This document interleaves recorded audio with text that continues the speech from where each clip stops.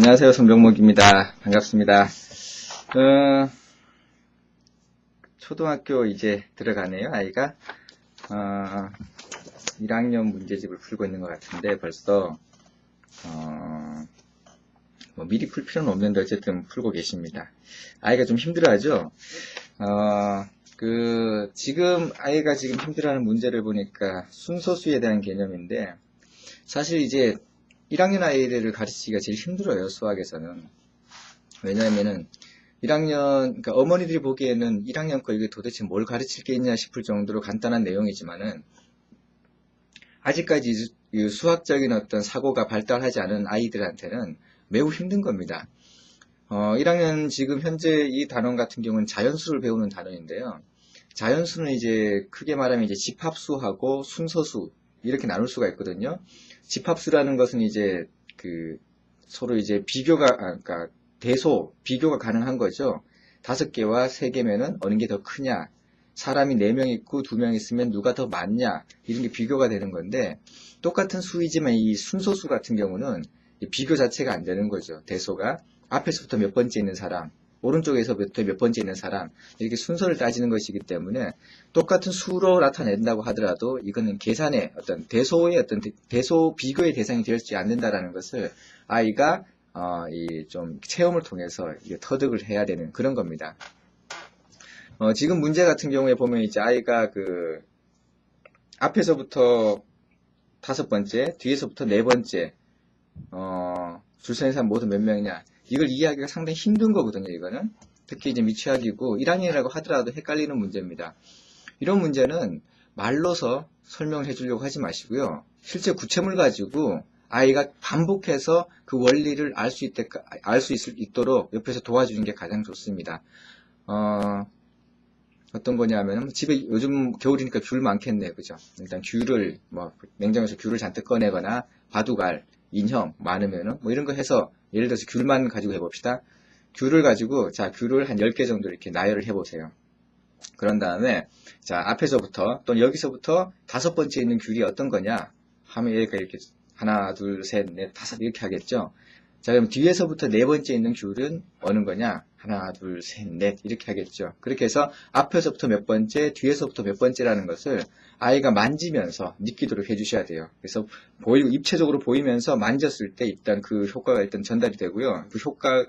아이가 이해하는 속도가 굉장히 빠릅니다. 그래서 앞에서 몇 번째, 뒤에서 몇 번째까지는 이해하는 게 크게 어렵지 않을 거예요. 중요한 거는 앞에서 몇 번째, 뒤에서 몇 번째 서 있었을 때 이때 전체 애들 몇 명이냐?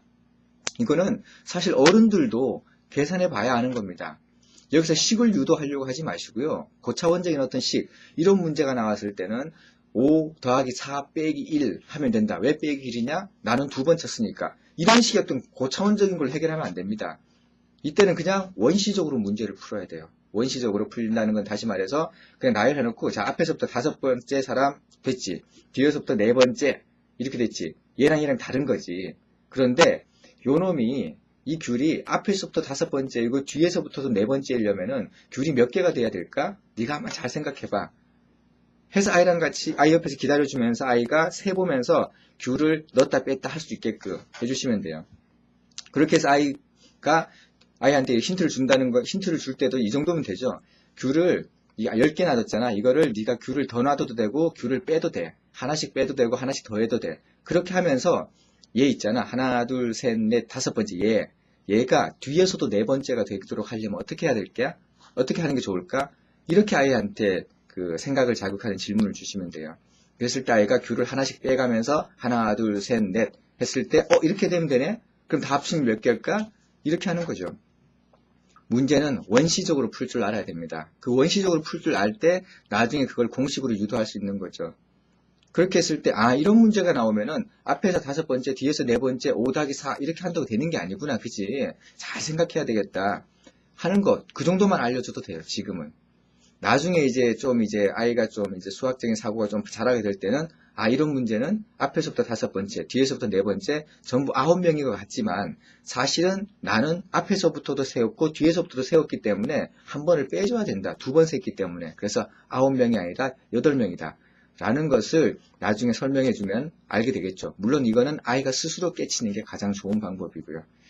다시 말해서 이 아이한테는 그림 이렇게 그리고 그렇게 하지 마시고요. 그냥 앞에 실물을 보여주고 이거를 넣었다 뺐다 해가면서 지금 이 아이, 그러니까 귤로 보면 이렇게 여기 사인펜으로 표시를 한번 해주십시오.